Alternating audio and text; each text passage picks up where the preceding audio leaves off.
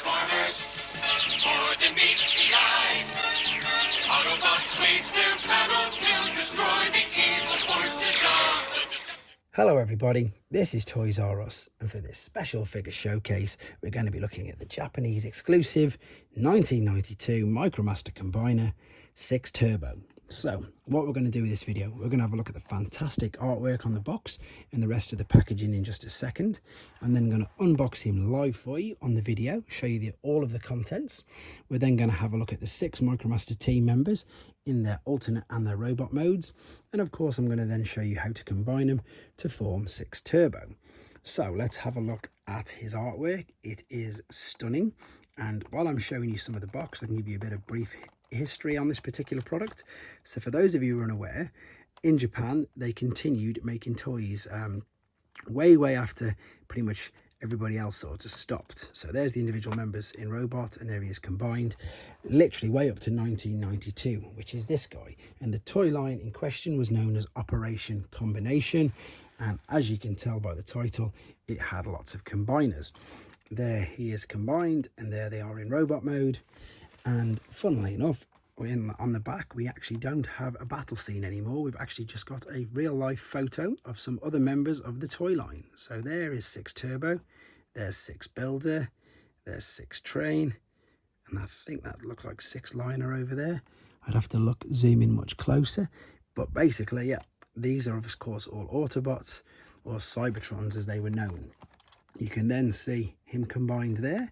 We can see all the individual bots, but what's really cool about these Japanese sets, most of the play sets, in fact all of them, had these, I suppose, extra little gimmicks, extra little just bonus things. And what we've got here is we've got a whole extra mode here, and that's actually got its own name. It's known as the Falcon wing, and that is where you can put all of the kibble, so his feet, his gun, his legs, his chest. We can build a jet, and I'm going to show you how to do that as well. So let's have a look inside, and I'm going to show you this nice and careful without them all tipping out. So you've got your 6 individual bots. Of course there's the gun, head, shoulder antenna, 2 fists, top part of the torso, the legs, and the 2 feet.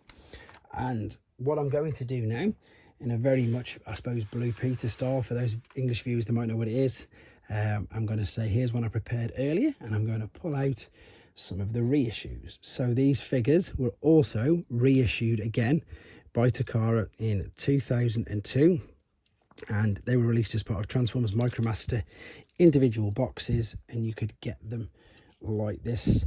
As I say, they were all still reissued. It was still official releases. And if these are still looking quite familiar to you, but you're thinking it's not that, I wonder what it is. What it will be is, it will be the fact that they were also this particular mold, and it's pretty obvious why they use this mold in the Transformers Universe toy line to make Defensor, because I suppose they do look a bit like the Protector bots, so that made perfect sense. What I will do while I'm here though is, if you want to be able to differentiate yourself, here is an original piece from 1992, and I'm showing you that because there's literally nothing on the back of that, whereas if I show you the 2002 version, there is writing there, so you'll always be able to find out, see on the back of that there, if yours is an original or not. So not only with the fact that it looks really old, we'll get away with it, because of course even 2002 is quite old now, but there's the original, nothing written on. There is the later reissue with the writing. So I hope that helped as well. Now, for obvious reasons, I'm not going to be using this to do all the transformations. There's no point having a reissue if we've got to not do it. So I'm going to take that out, because funnily enough, that's the piece that I'm missing. So first and foremost, I'm going to show you how to make the Falcon wing. I will then also transform all the little bots back for you before combining them. So what we've got here is the torso kibble, and there's the legs. You've got 2 pegs there, 2 holes on the top of that, and to be honest, this is how you would combine into robot mode as well. What you do now though is there's 2 cutouts there, and there's 2 dowels on the gun, so we'll slot that into place. There's the front of our jet. We will then take our left and right fists. There's a hole there, there's dowels either side of this torso piece, which we can attach there, like so. I'm just going to slot that in. So you can see we've got this jet starting to take form, starting to take shape. You've got the 2 feet, one's left, one's right. You can see there's dowels either side for what we're going to connect in a second for the ship, and there's dowels on the top for when we're making him into a robot. So we're going to pop these into the arms, and I think this alone is starting to look pretty damn good. We can then of course take the head at the back, there's a dowel, and we can now attach this as well. And in all honesty, I know that's parts forming, but look at that. Just a bonus little gimmick. So there you go. You can see there's a tiny little dowel there. So let's take this big guy and in fact, that's probably the only one that won't fit on. Let's take this guy, fold that back out of the way and attach. Basically, there's a hole there and you can stick this on and make them the driver, and they will rest in place like that. Any of them. Take them out, although in the picture you'll usually see I suppose this guy, because he's the smallest, so we can pop that into place as well. And then again, it's brilliant. There is the ship. Let's put him in. I'm just going to rest him because we're going to do some transformation processes, but there you go. Oh, and of course we can even attach this. I didn't see that bit at the back. We can attach. There we go. Lovely. Brilliant. There you go. There's a few different ways that can attach, in honesty. I've only just realised that myself. So what I'm going to do now, in fact, we'll keep the head. We'll just turn it around. We'll keep the legs. So we'll take the gun out. We'll obviously take the fists and the legs off. And we've got half of the robot made already without doing anything. So let's do some transformations, because these are quite cool, to be fair. Quite different to a lot of the other Micromasters that I used to have. So we need to keep an eye on that. Fold the arms down, fold the front down, and then fold the back bit on. So you can see now that's going to be able to attach as part of one of the feet. So we can rest that there. This is quite a cool robot mode, to be honest, even though it's got a huge amount of back kibble, but it still looks kind of good. So this will fold at the front, this will fold into place, and then this also will now clip in as well. Quite a unique, I think, little transformation, to be fair, for that. And the racing car folds over at the same time. Lock the hands in underneath, fold the back bit up. There we go. I'm just going to put them all back in car mode just because it's a bit easier for doing the transformation process. I need to fold the arms up out of the way first. So the legs down. And then again, these will slot. That's it. Legs down. And then slot them in together. He says, see, this is exactly why I got the reissues rather than the originals to do this. I'm making this look so much more difficult than it is. It's just a Micromaster.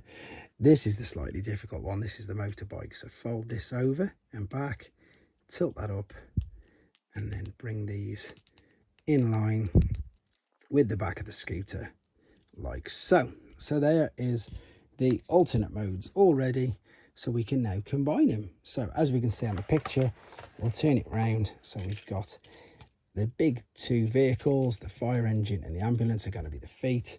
So if we take the 2 feet like so, the hole will fit over the dowel like so, and again like so.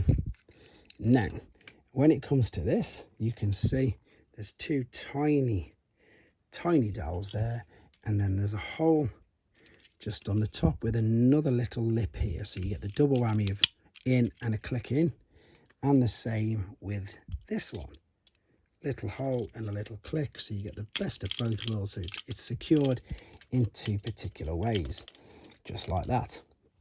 Right, now we're going to move on to the arms, and these I suppose can be a little difficult. So we're going to take the race car first. We're going to extend this down like so, and then I've turned this bit up there ready. I'm now going to do the same on the other side. I'm going to stretch this bit out.